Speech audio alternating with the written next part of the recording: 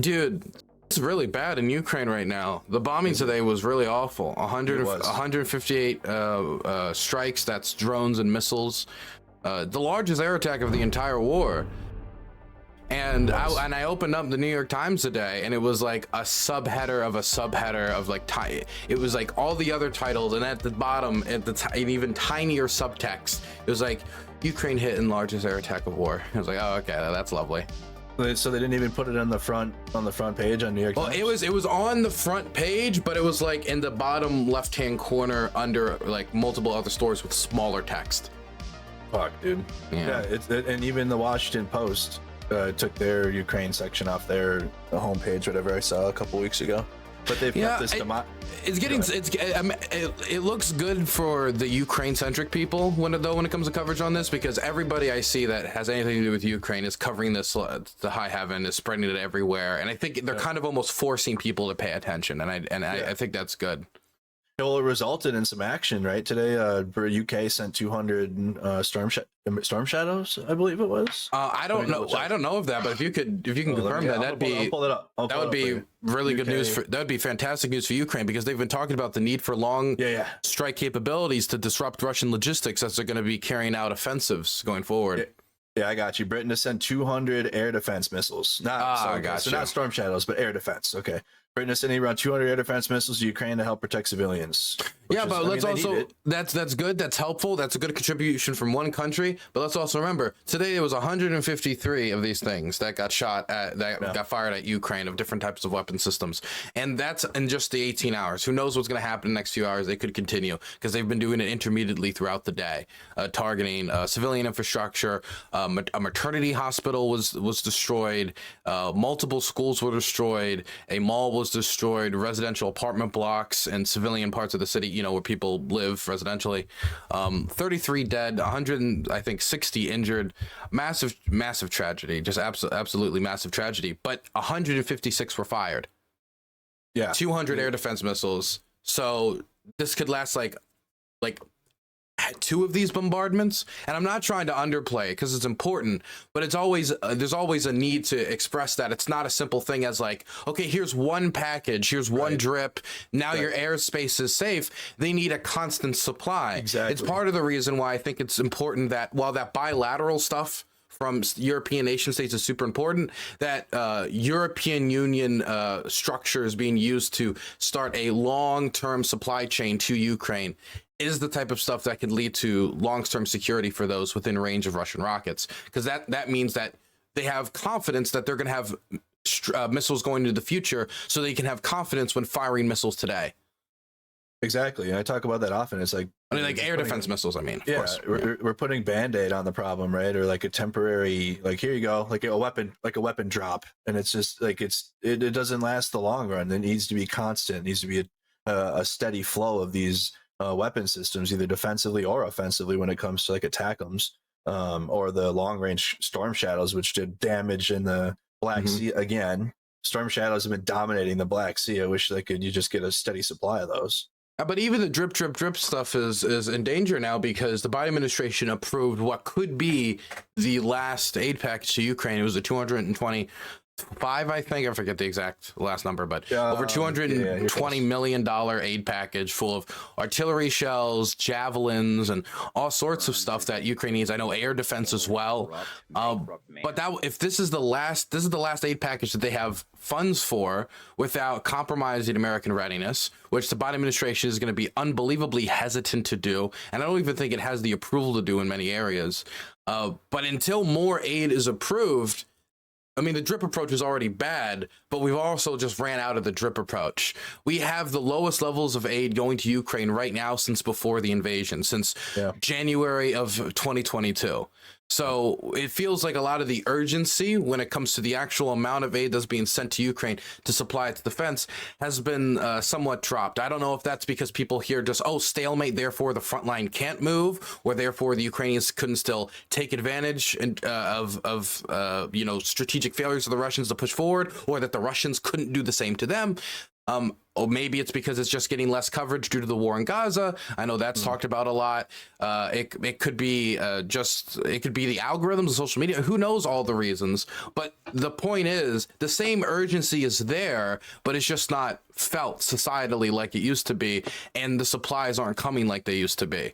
And whether that's just due to the political reasons of the Republican opposition trying to block the Democrats, or a lack of eagerness for the Democrats to push forward when necessary on this, due to a hesitancy to provoke the Russians, I think it's a combination of factors that led to where we are.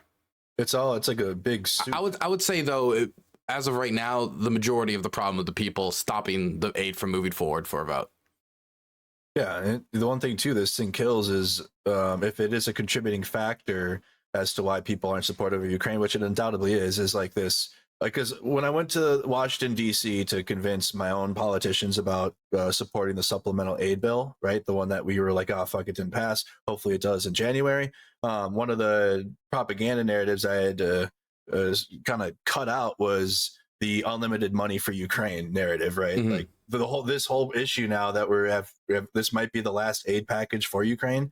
It kills that one, right? Which I don't know, maybe we got to shine light more on the hypocrisy of the propaganda narratives, because that's what's working. It's Russia's propaganda and how they can seed their messages and narratives within politicians, or even just like podcasters, obviously, like a Tucker Carlson types or like Tim Pool types. Because they're spreading their shit, like whether they're doing it on purpose and they know what they're doing and they know it's a lie, but they're just going to say it anyway because it's their base, or if they really are like believe these narratives. When we say things like, hey, the administration's running out of money to send to Ukraine, it immediately destroys that, in my opinion. I mean, we've seen polling data. I think it was done by the Reagan Institute, which I don't like the Reagan Institute that much, but the methodology seemed fine. And I don't know anybody else who's polled this, but they polled voters based upon political party. They noted their political party, and then they asked them questions about the war after giving them key facts. And before, the majority of Republicans were against it, but like a majority was against it, while the majority of Democrats were in favor of it, and a slight majority of independents were in favor of continued aid to Ukraine. And then when given key facts, like the Ukrainians have taken back 50% of the territory they've lost since 2022, they have been able to take back cities like Kherson. When they talk about the amount of damage that the Russians have taken due to the supplies that we have given them, meaning that the Ukrainians are not just like selling this all abroad, but they're putting them to good use. You see 10 to 15 to 18 point jumps into support across all party lines, with the party seeing the biggest jump being the Republicans, being the 18 point jump, the largest of all three parties in support for Ukraine. When you give people these key facts, we've seen in the last few weeks, Fox News came out with a poll. I don't know if you saw this, that there was a 10 point jump in those who believe we need to increase aid to Ukraine. And there was an increase generally in the amount of people who believe we need to send supplies to Ukraine. And why was that? I mean, I would say that it could be because the conversation around aid is being brought back to the news due to the fact we're coming closer and closer to the last aid package, due to the fact that it's finally been blocked to the point where it's going into the new year, when we started talks on this aid package like 5 or 6 months ago. Hell, we started talks on this aid package with Kevin McCarthy still being in office. He was still House Speaker when this all started. Yeah, he was. My goodness. It's been a while. It's a culmination of that, and also just the increased attacks. I mean, I have the air raid alarms. You do. I'm more definitely sure you have the air raid alarm still on your phone. So literally, I'm sitting here on my computer, and just like every hour, it's air raid alarms going off constantly. And obviously, like last night, he was just attacked like for hours, and unfortunately, I think 18 lost their life last night, variously between Kyiv and Dnipro and other civilian. The death toll as of right now from the bombardment was 30 dead and 160 injured. Jesus. And there's still fears that people are still possibly trapped under rubble, but that was of a few hours ago. Maybe that's changed since then. No, that's still the updated one. You're right, because I pulled up New York Times, and of course they were wrong. They said 18, but then BBC 30 killed right now. But like you said, could possibly be more. What is the way we can convince Republicans? Because we got to just be like, obviously, I mean, listen, I'm focusing as much as I can on like progressives, because actually like a lot of progressives follow me, and a lot of conservatives follow me. But like I was very connected with the Black Lives Matter protests, like I've told you a bunch. And a lot of those progressives, activist protesters have kind of like been like kind of turned a blind eye to Ukraine here for the last year, but they're very busy and active with like Gaza right now, obviously, and like the pro-Palestine stuff. So I'm trying to like bridge that gap. But I used to be a Republican, but like I think I like get fired up now. Like I get triggered at these conservative, because like I came from this world, and like to hear the narratives being thrown at me, and I'm just being called a George Soros actor for just saying shit. And I'm like, God damn it! I used to actually like unironically like believe this when I was like 19 years old, and this is crazy that these narratives are being used at me now. But like, how do we convince like, I don't even know if it's like the people, because voters still overwhelmingly support Ukraine, even conservative, correct? Like the voters overall still support Ukraine. So it's the like both, even Republicans overall still support Ukraine. But there is a difference about whether you support Ukraine, you support aid to Ukraine amongst the Republican base. Yeah, true. Oh, so where do you think the narrative, where do you think the message should be directed at then? I mean, I think there's a few ways to approach convincing conservatives. I think the most direct way to do it, because a lot of people, and this is the hardest argument to argue against, are the ones that are just like, I don't give a fuck, not my business. Because you have to either appeal to a sense of, well, even if it isn't your direct business, we should have a cosmopolitan love of the, fellow man, hippy dippy. But another way to approach it is to try to express how it is in their interests, how Europe is our main export market, how European stability and the European consumer market helped bring American economic prosperity post-World War II. And our economic system is deeply, deeply, deeply integrated with Europe. And now seeing that there is the largest war in World War II, every single time wars spiral out of control in Europe, ever since World War I, we've gotten involved in it. And that won't change going into the future, because the American president, whether it would be Trump, Biden, or anyone, and this is part of the reason why our Congress bipartisanly added legislation to make it so the president couldn't unilaterally withdraw from NATO. They understand that American security is in part tied to European security. If you're talking about economic stability and the technical goods that we need for our defense sector in many areas. Same thing when it comes to Taiwan. You can make a very similar argument when it comes to Taiwan, the microchips and the economic integration we have with them.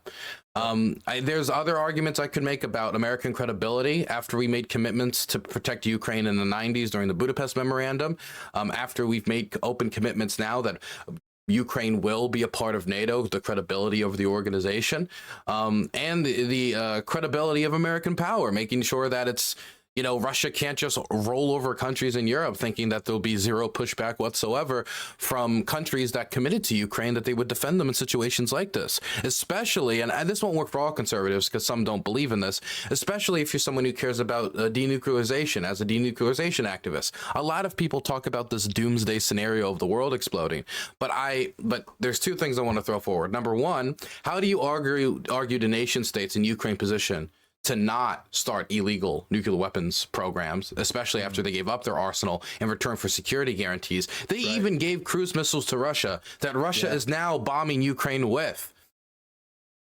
I mean, 100%. How do you argue to states like that not to get nukes? Exactly. And how do you argue to states like Russia, who use nukes in this way, not to leverage nukes to try to conquer other countries in the future and cause more nuclear crises? So there's a way to try to express how this is in the interests of the United States outside of just the grander principles that I have that are more maybe cosmopolitan about, international rules-based order or believes about, Ukrainian democracy and freedom and more ideological like commitments. Things conservatives might call woke or something. They might call it woke. I think some conservatives still believe in it. Not all conservatives, but I think when you compare the relative cost to the American national security priorities that are at stake here, it makes sense to support the Ukrainians now than have to deal with a different crisis 5, 10, 15 years down the line. You unlocked a new narrative for me now with listening to you here, specifically the one around nuclear threats, right? Because that's often like a detracting factor for aiding Ukraine from conservative, just, I don't know, people or politicians. Let's say, well, we aid Ukraine, we're provoking Putin into all out nuclear annihilation, whatever. And like what you just said, you know what I mean? Use your nuclear proliferation and the concern of, well, you know, basically, I don't want to retract everything you just said, but I'm agreeing that that's a really good way to put it, and a good argument to put forth for conservatives if you want to focus on like a fear one, because I mean, there's a ton of them specifically focused on the blank check one. Like I focused on, it's just easy. It's the most oversight, most tracked aid to a country in the history. Thing is, I when we're talking about their voters, it's different than talking to the legislators, because there's legislators in there who voted for years and years and years of Afghanistan and were against the withdrawal from Afghanistan, who are now looking at the war in Ukraine saying this costs too much money. We can't throw 1/10th of what we threw at Afghanistan in order to support our ally that is succeeding, wants to fight, and has the will to keep going, and it's not at a state of imminent collapse.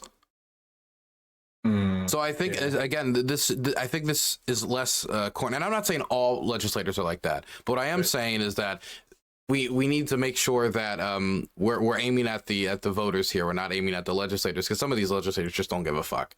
It's just whatever the voters, whatever would be most politically beneficial. So we need to make it more politically beneficial to support Ukraine.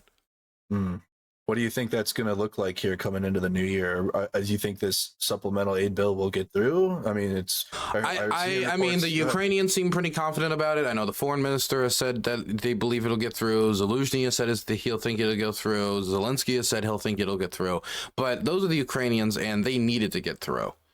So them saying they're confident of it, they could be very well confident of it. Biden could be telling them it's probably going to get through. But if there's not a deal made between Democrats and Republicans in the next month, then the odds of them getting Ukraine aid is going to be astronomically difficult. The fact that negotiations extended in December to begin with does seem to indicate that the Republicans at least are willing to talk. Now, whether that's just like positioning to say that, look, we're willing to have a conversation, or hey, we tried, or a genuine attempt at trying to find some solution so they can actually pass this aid package, I don't know. It depends on how cynical or how optimistic you are, but the signals from the government officials seem to be sending that they do believe that it'll get passed, but the Biden administration does seem to be changing rhetoric in a few ways to prepare for the scenario where it might not. And that one Political report, even though a lot of it was wrong, just like as in just straight up, just not correct. I don't know if you saw the recent Political article about like the Biden administration's approach to Ukraine. But part of it that I do think was accurate is that the Biden administration is preparing to put Ukraine in the quote unquote best situation possible for negotiations. And that's the position that they've had for forever. But in their mind, if they can't send any aid, then that best situation possible for negotiations might gradually decrease, and it's going to put Ukraine in a much worse position. Right, especially the longer that this takes, the longer that this goes on. And the other concern, I mean, I'm worried about the big supplemental package going through, and that will support them through the rest of the year at least. This supplemental package, but still, I mean, will it be enough artillery? Will it be a good steady supply to either match or outweigh the Russian artillery? Is the Russian artillery numbers that they're producing accurate? I mean, I don't think we should really take Russian government statistics as face value, but the Russians are producing more artillery than the Ukrainians. They have bigger factories, they have more means at their disposal, and they are also getting shipments from North Korea, which, according to South Korean officials who have been briefed by their intelligence apparatus, the North Koreans have sent Russia over 1 million shells. Now, compare that to what the Europeans have sent the Ukrainians, which is 480,000 shells after they committed 1 million shells. So that means North Korea has sent them what? Double what the Europeans have sent them? North Korea, the Hermit Kingdom. That's, the middle rocket man. I understand that the North Koreans are a very artillery-based power. They put a lot of investment into artillery specifically, and artillery of the caliber that is being used in large part in this war. And there are questions about the quality of that artillery. And there have been some reports that it has been injuring soldiers. But at the end of the day, if 3 out of 4 of those shells end up exploding, or even 2 out of 4 of those shells end up exploding, that's 750,000 explosions. That's 500,000 explosions. That's still significant. It is. It is absolutely, and it's like I wish Europe and we would step up more. And I had a couple of comments to say, Andrew, you got to stop ranting and raving about it all the time. But I guess because I have that personal connection of going to Ukraine, I guess myself and talking to the people there. And, I mean, all I do is rant and rave. I can relate. oh, yeah, yeah. I guess I'm preaching to the choir here. You know about that one. What are you doing for canvassing? What's your canvassing thing? I'm still waiting for it to get organized, but there's a group called Progressive Victory, and I've been invited to was like a hype house where we're going to get people excited for canvassing and getting politically involved. And we're going to see if maybe we can get some like viewers or fans out so they can get involved in like canvassing for Democrats and canvassing for like progressive candidates and stuff like that. That'd be kind of cool to see how that works, because I think canvassing is a really solid way to get your word out and get it's a way to get on the ground, interact with voters, and let them know that, I mean, even if you don't convince somebody there and then, the fact that you're willing to go out there into the community and talk to people and break that ice is important for changing minds, even if not now, down the road. And I think it's also important for people in the community to get this type of in my community, and I think generally online, to get this type of experience, to get out of their neat basements and talk to real human beings that breathe air. Yeah, it is very important. And then you can actually hear their perspective. And they're not just like some shady internet troll that you think because they think differently than you. That's true. You need to go through some extremely socially anxious experiences in order to conquer canvassing. But I think it's a good way for people to grow, especially if you have a problem with social anxiety. If you can conquer it through canvassing, I'm really always proud of people who can do that. Have you done canvassing before? Oh yeah, I've done a lot of canvassing. I canvass for congressional campaigns, mayoral campaigns, city council campaigns. Yeah. What's the presidential campaigns? What's the biggest challenge you have during those? The biggest challenge I have, honestly, is trying to find all the addresses, because sometimes the canvassing data is not always that up to date, and the map systems that they use will like show you, oh, this is where the house is, but then you go there and it's actually like a whole other street over. And that's the stuff that bothers me the most, because it's just confusing.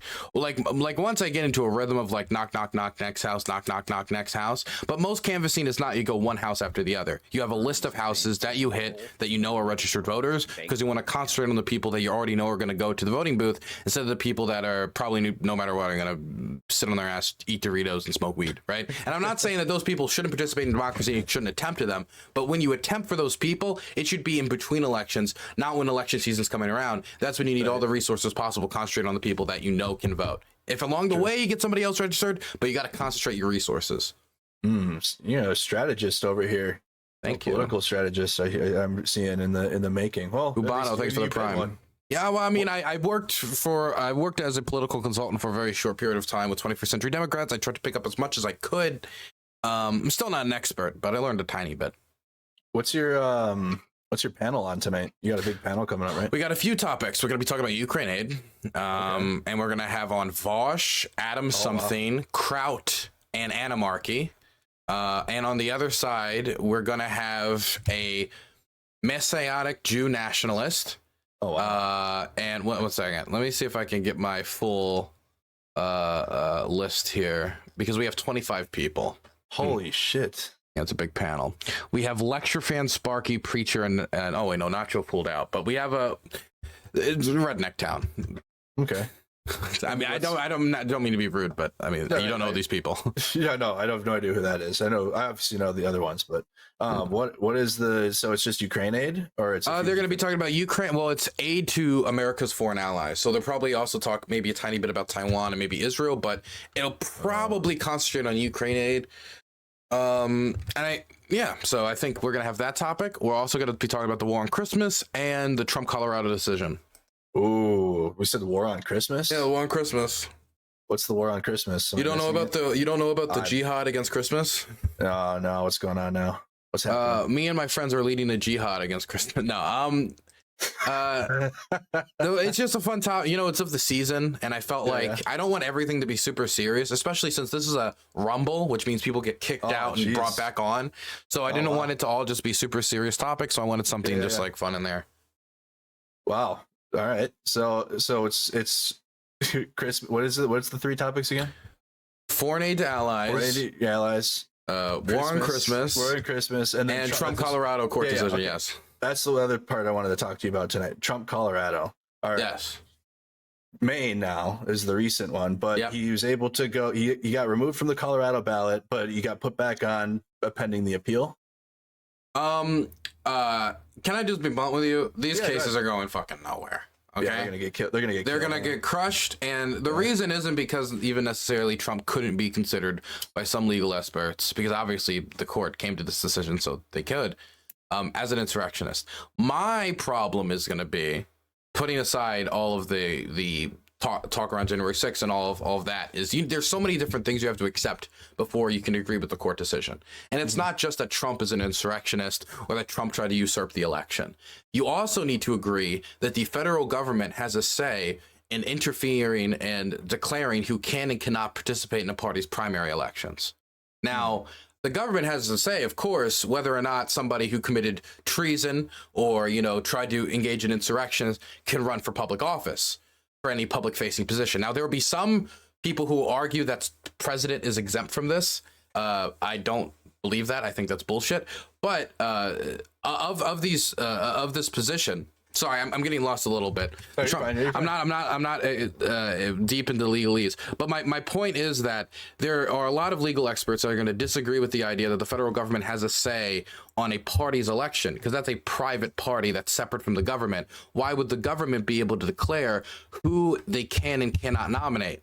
But they could, the government could say whether he could run for public office. So here's the real kicker. Imagine he gets this overturned now, which is the likely scenario. And this is unlikely, but not impossible. Then election day comes around after he's nominated, but he can't run for the general. And so the Republican Party nominee is just by default defunct. He can't be president. So this is all depending on the primary spot, but the general one, it could still. It would be a totally separate case, because it would then there would not be a problem about it being a private institution, because it's now running for the public office and not the nomination for said public office. I see. Nomination for the candidate. Okay. I get it now. Right, because Republican and Democrat, they're party candidates. They're private entities, right? They're it's the government. Does the government have a say to who the Democrats can nominate? Right. I see what you're saying now. Okay. Well, that makes sense. And then general election. Well, when is his trials coming up in March? His trial, dude. He has 4 separate trials with 91 separate charges, man. I wish I could follow it all. Well, we're going to be doing it here. I'm going to follow his trial. He's got the Stormy Daniels case. He's got the DC case. He's got the New York. Dude, I forget. He's got Georgia. He's got Georgia. Yep, Georgia as well. And he's got the classified documents case, which is in my opinion, the most clearly slam dunk case out of all of them. Yeah, that one is. We went with that indictment. There's audio of him saying, "I know this is classified, but like it's not even." I don't know how you can get more clear evidence than that. Literally, just sitting on the shitter and being able to read some documents. The Saudis came over one night, had a party. They get to read some shit. Dude, I gotta be for real though. I think 99% is just Trump. It's not even that, because there's some people concerned because certain documents about Russia's interference in the 2016 election have disappeared, and it disappeared specifically at the time when Trump was grabbing all these documents. And so some people are a little worried. But honestly, I think odds are Trump just wanted to be able to be like, look at this, I got the nuke thing. Isn't that cool? I got the nuke thing. I got the secret invasion plan because I'm an important member of the elite. I honestly think that's probably 80% of the motivation. It always bothers me when people say there was no collusion, and there was. It just Trump wasn't found guilty of it. There were people. I think the eventual report said that Trump was open to basically colluding, but they don't have any evidence that he directly colluded. But there were indictments of people all around him for attempting to do shit. Oh yeah. Oh, definitely. I didn't spend time to go through that entire document like I have been with recent ones, because I didn't have a platform back when that shit was happening, but now I do. So maybe I could take time and do a research stream one day and just go through that whole thing. Yeah. Collusion. Did you hear about the collusion stream? Now, I wanted to make sure we touched on this, because this is pretty big news, even though it's not getting a ton of attention. Did you hear about the the 200 billion or the 300 billion in Russian assets possibly being targeted by the United States and the G7 countries? Is it a current? So the United States, Japan, the United Kingdom, and Canada have come together and they've proposed to the G7, and they're trying to push this to Germany, France, and the EU, who are the countries that are most hesitant about this. I think maybe Turkey as well. Yeah, Italy. No, it was Italy. Yeah, we had to advocate for this one when we went to Congress. Yeah, this is what the government's now trying to do. The American government's now trying to find a legal avenue to do it. Then they want to find the mechanism by which they would do it, prepare for any potential retaliation, and to try to show their long-term dedication to Ukraine and also get them funds. Now, this should not be seen as a replacement for aid. This should not be seen as a replacement for aid, but this could be valuable resources that we can get Ukraine sooner rather than later, necessary for reconstruction and keeping their society afloat as they fight the Russians. The one pitch I've heard against this, and I don't know if you heard this pitch, is the idea that we keep it as collateral and we kind of leverage it against the Russians in order to get them to pay for reconstruction afterwards. But I don't think that's logical. It doesn't really make much sense to me to be like, hey, we have 300 billion of your dollars. If you don't give them 500 billion of your dollars, then we're going to keep your 300 billion. Right. Then and plus, like, making deal. Please, could we stop trying to make any deals with Russia anymore? I don't know. Have we learned our lesson? I'm not against making deals with untrustworthy people if you have way to enforce those deals and make them abide by them. I.e., like, I'm comfortable with making a deal saying, you know, no Russian planes will go with this close of American airspace, because if they do, we could just shoot them fuck down. Okay. You get what I'm saying? As long as it's a deal like that, because Russia only responds to like strength, or like a show of strength at least. Well, you need to have leverage, and weapons are leverage. True. Yeah, you can't argue that one. Arms and Control, Thomas Schelling. I recommend it. Is it a? It's a very boring book, but it talks about pictures. No, not a single picture in the over 300-page book. Okay. And it's all about diplomacy and the use of weapons in diplomacy. Doesn't that sound so interesting? Is there an audio version? There's probably an audiobook version. Okay. I could maybe have my AI talk to me about it. And I find it fascinating because I find like things like deterrence and like international relations very fascinating. But it could be boring because, again, did you ever play Metal Gear Solid back in the day? I did not. I'm 21. I'm not 22. 22. Dude, you're into nuclear deterrence. That's a video game you need to play. Like that one. Like the whole. Which game? Metal Gear Solid. The whole thing. Whole series. I heard that it's a lot about the military-industrial complex or something. Yeah, it's like that, and like nuclear deterrence and Cold War era stuff, and like the recent one. I don't want to ruin it for you, but like, I mean, for an example. One of the terrorist. Wait, can I guess? The bad guys died and the good guys survived. Kind of. It's complicated. Gotcha. There's like family lines and a whole bunch of shit going on. But like one of the things too that I learned, because I didn't really know how much Russia used language as like one of their tools of being toxic, just in general, like across their whole region, both in Ukraine and beyond. Like. Using the Russian language as Ruski Dusha, like, you know what I mean? Like we have the best language, but in Metal Gear Solid 5, in the fifth one, Hideo Kojima, the director of the game, makes one of the weapons that the terrorists use, like a virus you get if you speak a certain language, or if you say something and like you get like I don't know, like the throat explodes or something. It's crazy. But that's interesting. But yeah, and it's like the bioweapons that the Russians said the Ukrainians had. Targets the Russian DNA. Yeah. Yeah, it's just a cool little niche, game. If you have time for gaming, you're busy. So yeah, I mean, it sounds fun. Sounds like you're targeting ethnic minorities with bioweapons. Sounds like a fun time. Yeah, exactly. And plus the use of language too. I didn't when the game came out in 2015. I didn't understand that. But then knowing how Metal Gear explores. I'm sorry. The book's name is Arms and Influence, not Arms and Control. I'm sorry. Arms and Influence. Arms and Influence. Oh, I'm sorry. I keep calling it Arms and Control. It's Arms and Influence. There it is. Arms and Influence. Right there. Which one is it? There's two covers. The one with the yellow cover with the tank on it, red star. Okay. Oh, it is on Audible. All right, they can read it to me. Oh, it's paperback. Arms and Influence. I might have to scoop that one. It's long, it's thick, but this guy is it's a seminal work. Okay. Well, I'll scoop that. What else you got going on? You got your panel coming up tonight. I got the panel. Are you prepared for it? Are you like? I think the one thing I'm worried about is just we have a lot of people. Yeah. We have 25 people and 20-some people, and it's a 2.5 hour panel. So we got to get 25 people through in 2.5 hours. How are you gonna? You have to turn your speech on. Dude, do you ever seen the Royal Rumble? Yeah. Like we'll throw out like 6 people at once. I kind of want to I might. You see the appeal already, don't you?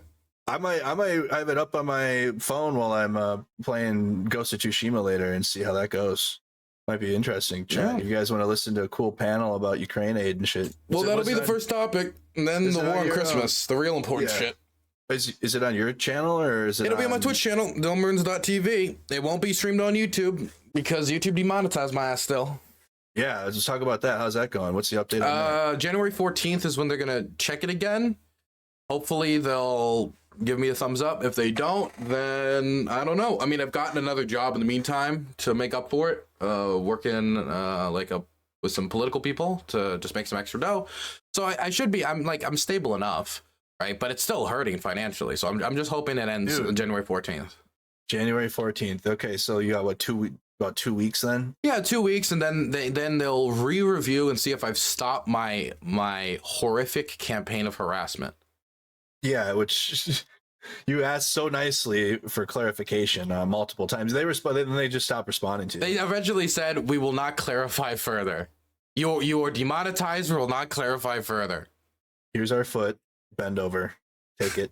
That's what it felt like. But it's like there's multiple channels just getting demonetized on YouTube with no explanation. Like you were one of the first, and now it's like happened to a few other bigger YouTube channels as well in the past like couple months.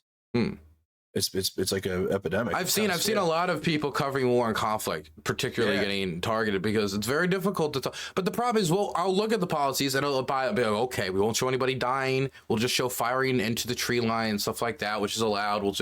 And it's just so vague, and the moderators have so much free discretion, and there's so few humans involved in the process that just so many people get tied up in complete bullshit. And that if a human being looked at for 5 seconds and they had to sit down and explain to the creator exactly why they're being banned, that the decisions would be reversed. It's sad. It's insane, especially like being in this creator program or whatever the fuck they call it. Hold on, I gotta see. There's still nobody to talk to. The partner program that exists on YouTube or whatever, and you email them. Even I had a couple bigger YouTubers that tried to help me in my situation, and they had nobody to talk to. Like they just had someone that emailed, like Johnny FD emailed his rep, and the rep was like, "Well, we can't help you with that, but here's a way you can earn more money on your reels by posting at this time." And it's like, what the fuck? So they had no interest in helping at all. Dog, man, it might as well just be talking to like a fucking like mall kiosk robot. It's like it's completely useless.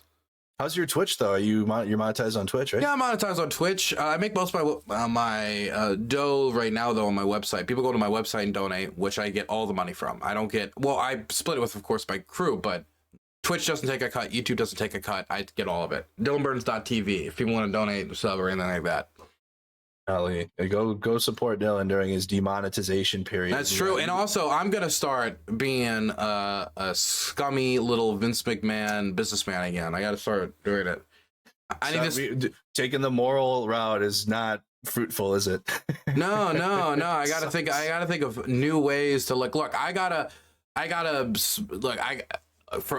I help Ukraine. I smuggle weapons to a horrible terror group somewhere else to make up for it, to balance out my morality. You know, I got to find something to finance the good, and it might be a little bad. 100. Listen, I learned about that reality cover, and I'm going back to how I started covering the protests. Obviously, that crowd is not about making money at all, or in terms of like establishing a brand. They like doing that, but if anyone establishing a brand, you're gonna get cast out or anything in that. So I was like very careful about that, and but at the same time, boy, Yeah, definitely. Because I gotta fund my projects. You have to fund your projects. Like you have shit you got to do, and it's not, and shit ain't handouts here. No, it is not. It is not handouts. My idea is, I think during interims between the Rumble rounds and the different hippy dippy rounds, if I do more of these panels in the future, even though I'm going to do less than I used to do one a week. Yeah. It was crazy organizing one of these a week. I'm gonna allow the audience to ask questions in between, and the people who donate the largest sums of money will be able to ask the questions of contestants. That's a good idea.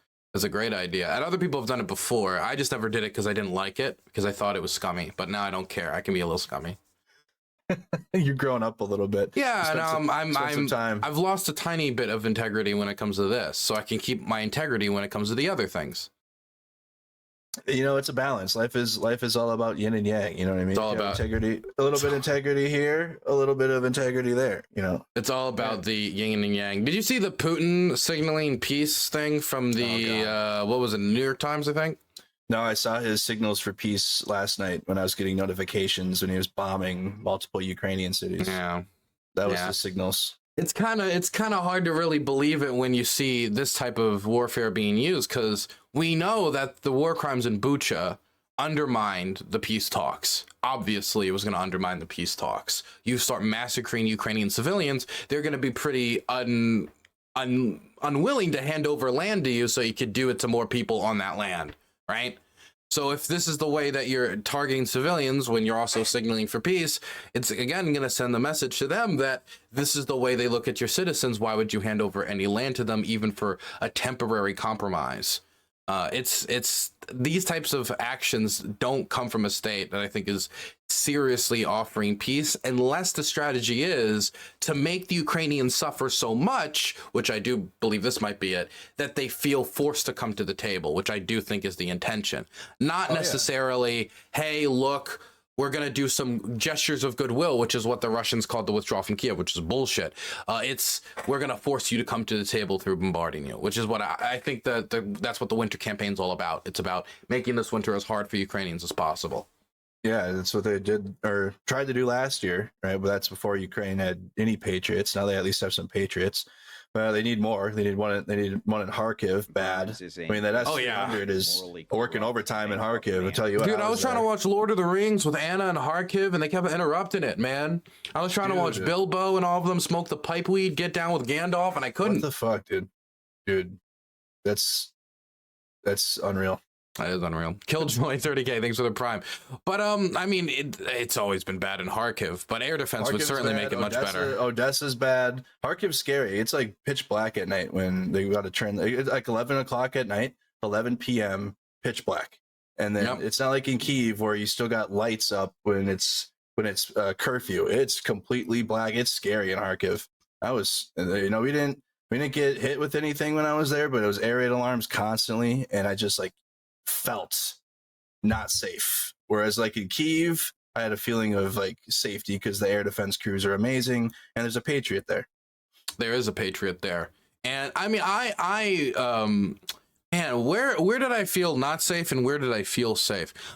Honestly, at a certain point, once it's happened enough times, I feel pretty safe in major cities like Kyiv, even while it's being bombed. So I like sometimes I'll even film I'll go to my window and I'll film the process. I feel safe enough of what's happening. I don't upload any of it for security reasons. I'll probably release it all once the war's over and everything's done. When it's no longer a security reason, I can have a compilation. I know a few people that are doing stuff like that. But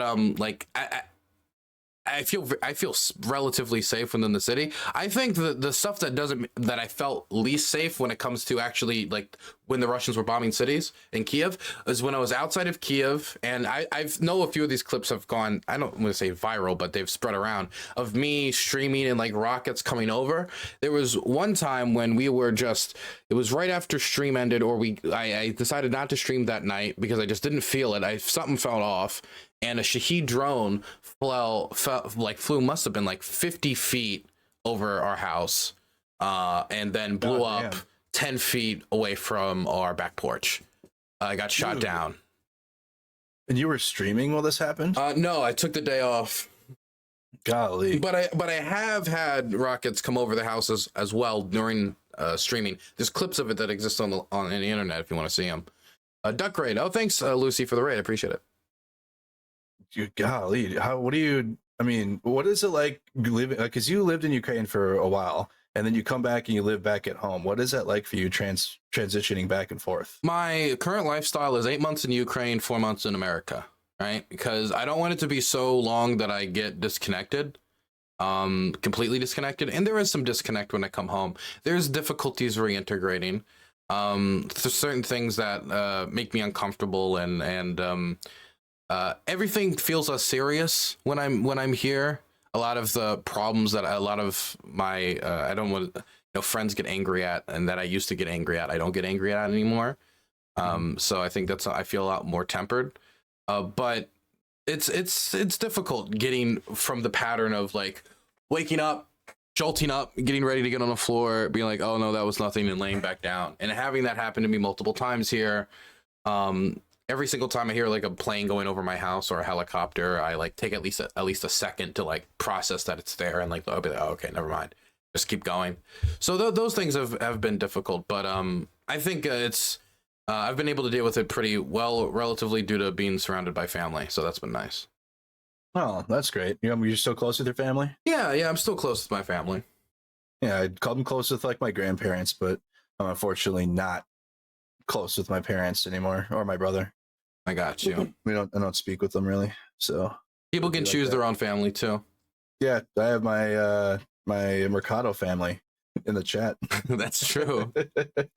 Hello, Papa. Yeah, it can be tough because I mean I just came back from Ukraine a week ago, I think now, and I had to go back and deliver that truck that broke down in Poland, and I had Votniks. And, oh, look at these NAFO trucks, they suck. So I had to like go back and deliver it and say, haha, it was a temporary problem, it's fixed, but we got the thing delivered. But coming back home now, it's like, boy, like what the fuck is this piece of shit? Come back to the US. That the meme from what's his name? Well, I can't, dude. It's like going into the election year next year and the problems that we have to go through. And it's like a lot of culture war nonsense, or it's a lot of like insignificant things that we have going on here in the US. I mean, of course, the presidential election is pretty significant. Yeah. But I don't know. It's like coming back in like the arguments, and like we're still arguing about masks and you know what I saw the other day, and I died at this. It was somebody posting about like masks and vaccines, right? The other day, it was like 2 or 3 days ago, and someone responded, and I was dying. They responded, "This is the American version of those Japanese soldiers who were found in the forest like 30, 40 years after the war ended." Dude, it's like, man, I don't know. We maybe having a rude awakening election year again will be good for us. We've had rude awakening election years like 2016, 2020. Man, next year is going to be. Are you doing election coverage, or? Of course, I'm going to be doing election coverage. I mean, this election is extremely important, not only for American democracy, not only for our institutions, not only for our social services, and trying to build upon the marginal successes we were able to achieve, and there's the significant successes we've been able to achieve, but also, of course, our position in the world, and of course, support for Ukraine. So I will 100% be covering the election, and I've been involved in politics ever since I've been of age. So I think I'm always going to be brought back around during election season. We got to get down to the border too and do border coverage. That's right. I want to go down there and show the plight of MS-13. Yeah, and the 12 or 20,000 illegals crossing a day apparently down there. Again, I went there and I expected to see this because this is what I was told, and it was raining today. They don't cross on rain days. I was like, oh, but I thought there was 12,000 crossing a day. I literally walked up to, there was like a National Guard Humvee on the Rio, and I just like went over. He's like, what are you guys doing? I said, oh, we're just press. So you're checking it out. Like, oh, it's probably like literally we can go down there. It's no problem. Like you don't have to get approval or anything. It's great. So I was like, oh, I'm just independent. You don't even get bombed down there. No, yeah, even though they say we need HIMARS and shit, you don't have to risk. There's no artillery coming in or anything, so it's great. But there's an invasion though, so there might be artillery. I don't know. Yeah, maybe there's tanks. That's what Marjorie Taylor Greene told me, that there's an all-out invasion at the U.S. southern border. So we got to be prepared. Al Qaeda is working with Guatemalan orphans to invade the southern United States with ragtag tanks and armored vehicles. With Guatemalan orphans. Why? The people coming in here for claiming asylum. Yeah, a lot of them are going to be people fleeing gang violence and political persecution and stuff like that. And the Republicans, part of the deal they want on the Ukraine aid is a cap on asylum applications.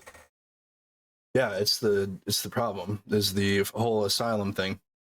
It's the system. It's the system of it that the politicians don't want to fix, because it can be a perennial issue. We don't want to send aid to Ukraine or help out with geopolitical problems because U.S. southern border is a problem. Like, ever since I was a child, and when I was a Republican child, and I thought I was going to have a Republican adulthood, and I was told that there's a problem at the U.S. southern border. So it's a constant. It's a never-ending issue. So I'm going to take you there. I can show you the wall. It's a wall. It's a very, very tall wall. It's not finished, so you can like go on each side of it and kind of do some acrobatics. Did Mexico stop paying for it? Yeah, I don't know. It's just kind of random pieces of wall. I took my stream there. I streamed and everything. Like, you can take your stream and show them, and there's actually the original wall is still there. It just looks like a park fence or something, but it's still pretty tall. But it's not like these massive wall pieces that are just nonsensical. But also, that's probably at least 5-10 miles up from the river. The river is the border, right, with Mexico, and Americans live on the border. So I could actually show you that too, and show you the Americans that live freely on the border with no fence or anything, and they're just like hanging out. What do they think of the whole immigration crisis? That's why I need. That's what I'm really interested in, because I wanted to talk to people, and the opportunities I had, I was able to talk to one person, and it was great. And we can actually talk to her again. She's the Democratic Party chair down there in Eagle Pass, Texas, so we can talk to her. But I wanted to talk to individuals and people down there, and I never got to, because the situation didn't allow for it, unfortunately. But if you're interested, though, that's the type of stuff I want to do. Like, knock on their door and be like, hey, like, you literally live on the U.S. Mexican border. What's life like for you? Or something, Yeah, I get what you're saying. Yeah. I think those types of, I mean, it would be difficult to get any do you think it'd be difficult to get an undocumented immigrant to sit down for an interview? No, bro. There's this guy that has an Instagram. Can't remember his name right now, but all he does is walk up to undocumented immigrant and just ask them questions, and like does little reel shorts of it. Yeah. Yeah. Well, it's different. Like, I think there's a difference between a quick, like, hey, how's it going? And what's your name? Where are you coming from? True. Oh, yeah. Well, maybe we could leave some OPSEC stuff out of it. That's true. Just like maybe give like a general name, and then ask them about their plight of how they got here. I am interviewing Mexican man. He came here from somewhere. From Venezuela. And he was bussed here by George Soros. He was bussed here by me. I bussed him here. Yeah. What time's your panel? My panel starts at 7:30, so I still got a little bit more time. You got a little bit. I got a little bit more time. I did want to ask you, when it comes to Ukraine aid and supporting Ukraine and making a commitment to support Ukraine aid, do you think that it would be a smart decision for us to say we would be willing to accept a reduction in American readiness to provide Ukraine with the munitions necessary to win? Because that's something which multiple European states do. When we train Ukrainians, the British will be like, okay, we'll take out this week. We'll train them. Where the Americans will be like, okay, these are the days available on like this weekend and like this day here and this day there. Because if we give you any more, that'll reduce our readiness, which then could hurt the commanding officer, the local CR, or whatever. Do you think that is a problem when it comes to contributing to Ukraine aid? I mean, personally, no, I don't think so, because we're sending Ukraine the worst of our shit, like of our stocks, like every unit, like say, it's not just like a stock of weapons. Like it comes from a specific unit, right? And that unit has logbooks of what they have in their stocks, right? Every unit does this. So, say they need some HIMARS or whatever. The unit will send Ukraine their 2 worst HIMARS, or like their worst HIMARS they have, because then they'll get a new one from U.S. government, from Uncle Sam. But you know what I mean? It's so I don't think it lowers our, but on the books it will. You know what I mean? No, what I'm saying is, what my question is, do you think we should be willing to accept a small reduction of readiness in order to support Ukraine? Because my answer would be yes. Yeah. My answer would be yes, because so many different European states are willing to do that, where they're like, we will take a week off of training these guys in order to train these guys. Who are we? Right.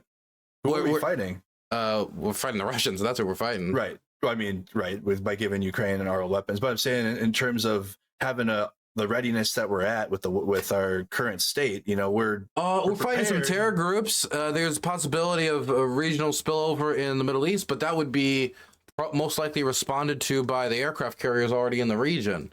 Yeah, which I don't think we're going to be taking anything off the aircraft. We're not going to give the Ukrainians an aircraft carrier. No, that's the Houthi rebels and shit, right? Yeah, and I mean, look, they need the weapons now. We're building a production lines that could last for years and that could replenish our stockpiles for years. I say give them what they need now. That's my position. And that's the position of the Estonian government, the Latvian government, the Lithuanian government, the Polish government. I guess it's easier for them though too when they have Russia as their neighbor. You know what I mean? It's also easier for them when they are covered by the American nuclear umbrella. True. That they have the personal experience with Russia firsthand. All those countries, every single one. So it's a little easier to just sell to the people. I mean, they don't have to sell it to the people. The people have experienced it. They likely have family members that have experienced Russian genocide, throughout their whole life. Whereas Americans, it's like we're far away. It's hard to really to tell the American people, hey, we give Ukraine the aid they need now, and we'll save American lives later. Or like we won't, it's a invest in Ukraine's aid now, and we'll actually be saving money that we will be spending a lot more later, like a fuckload more. The Iraq War and the shit in that was so much money, dude. Like, look at how much money we had so much confidence and go get them attitude to go hunt down like guys in caves like halfway across the world for 20 years, spending billions upon billions of dollars. We're gonna spend like $50 million on a rocket to take out a $5 tent full of $100 AK-47s, right? Yeah, and then when the second most powerful army in the world breaks its commitments to Ukraine, and our commitments are put to the test to Ukraine, our credibility is put to the test, and no American personnel is at risk, and we can just send them, quite frankly, like the hand-me-downs of the United States Armed Forces in order to help them hold it back, and we're tired after not even 2 years. Literally. I don't know. I feel like we have national ADHD, man. Chisel, thank you for the Prime, and Milak, thanks for the tier 1. Appreciate it. We need to build a time machine and bring back like World War II Americans and just like sprinkle them around and just sprinkle them around. Yeah, it's like maybe that'll like seed, because we need to like plant seeds, because our country, like, I think it's a societal issue beyond just like our politicians. I don't know. Again, majority support Ukraine, aiding Ukraine, but in terms of like readiness for what Russia is, I don't feel we're ready. And I've talked to this with other Westerners, I guess not specifically Americans. I mean, I talked to you. You're great. But I'm talking. By the way, I do want to put out there quickly. Until Pearl Harbor, the majority of Americans wanted nothing to do with World War II. There were even Americans up until the end who were fighting against aid to the United Kingdom, aid to Russia, aid to everyone who was fighting the Nazi menace. So while I think it's easy to like look back with rose-tinted glasses and be like, that was the greatest generation of brave Americans who all had red, white, and blue all over their itty-bitty heart. But no, there was the German-American Bund. There was the Silver Legion. There were fascists within the United States who were openly pro-Hitler. And there were people who were saying things like, Hitler never attacked us. Why attack Hitler? So yeah, the same types of people that we have now too, right? So it's not that this was like a special generation that properly understood all of the freedoms, and we're just so weak because what's that circle, like weak men make good times, good times make soft men make hard times make strong men. Like it's bullshit. That's not true. But point is, like, there's nothing stopping us from being brave like they were brave. How about the 1947 Americans then? We'll do those ones. Okay, 1947. So the one. No, how about 1951 Americans? This Korean War seems like kind of bullshit to me. I don't know about it. I don't know. Close your face. Thanks for the prime. Yeah, that's actually a good thing to point out too, is how much until we were attacked personally, Americans didn't want anything to do with it, and didn't want to provoke Hitler. Yep. I mean, and since then, integration around the globe has only furthered. Our reliance economically on our prosperity on Europe has only furthered. I mean, it was the Monroe Doctrine, not the Monroe Doctrine. It was the, what's the rebuilding plan after all of Europe was basically burnt to the ground by war? Let me, somebody's going to remind me in chat. This is like basic World War II history. Dude. The Marshall Plan. Like ever since the Marshall Plan, we've been I mean, even before the Marshall Plan, we were, but after Marshall Plan especially, our prosperity was directly tied to European economic prosperity in a way that wasn't true beforehand. I would even say now there are certain pressures that didn't exist then, like NATO membership and the European Union, and like our economic ties and diplomatic ties being deeper than ever. For example, up until very recently, before World War II, we were still making plans to defend against a British invasion of the United States to reconquer us as a colony. So I will say, like, I know sometimes it feels bleak, and it's like the conditions of the time like push against our ability to be like the heroes of the past. But I do feel like a lot of that's rose-tinted glasses, and there's nothing stopping us from being as heroic as our forefathers were. So you're basically giving us we have to write our own story. Yeah, a little bit. Yeah. It's our path to forge. All right, fine. Right. We can't I mean, it's important to look back to the past and understand. We can come together. Yeah, but it's up to us, right? All right, yes. Chat, it's up to you. We can stop Joseph Kony from his horrible reign of terror. Yeah, exactly. Because if you guys don't support that, his reign of terror will, dude. That Kony hole that you just triggered me. Is he dead? I have no idea, but that was the very first thing that I've ever gotten scammed on in my entire life.